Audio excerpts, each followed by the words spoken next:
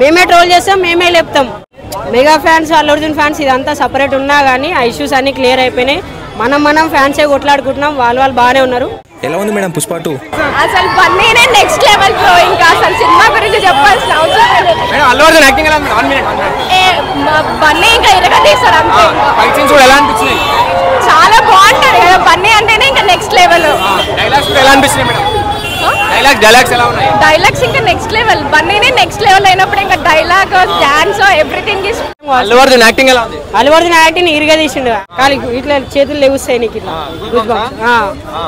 ఎలా అనిపించినాయి? జాతర సీన్ ఇంకా జరిసేపు ఉంటే బాగుండేమో అనిపించింది నాకు. అది ఏ ఫ్యాన్స్ అయినా సరే ఆ జాతర సీన్ కోసం పోవాలి, పక్క తప్పదు. హిట్ అవుతుంది అనుకుంటున్నారా? హిట్ కాదన్న, వెళ్ళిపోతే బ్లాక్ బస్టర్ అయితే హిట్ ఏముంది. ఎలా ఉంది అన్న పుష్ప 2? సినిమా అయితే నెక్స్ట్ లెవెల్ బ్లాక్ బస్టర్ అవుతుంది అన్న.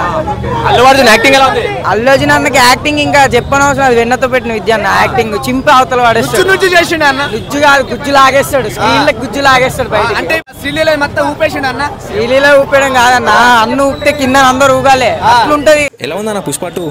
మామూలు లేదు. ఒక్కొక్కటి సీన్ చూస్తుంటే గూస్ బాంబ్స్ భయ మొత్తం ఎక్కినట్టు ఎక్కుతుంది. ఒక్కొక్క సీన్ చూస్తుంటే ఖచ్చితంగా చెప్తున్నా కదా, 1000 కోట్లు కాదు కదా, 2000 కోట్లు. అల్లు అర్జున్ యాక్టింగ్ ఎలా ఉంది?